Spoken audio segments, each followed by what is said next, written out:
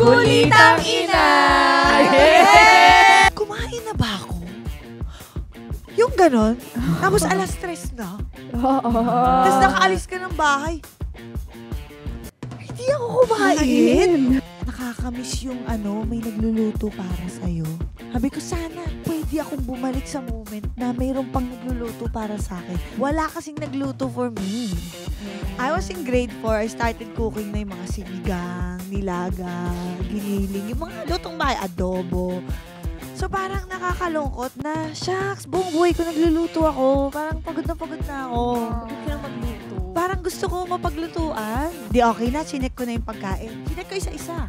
Ay, yung french fries, lagay niyo na po yung powder dyan. Matatapong po yan. Sigurista ako, siguristang ina.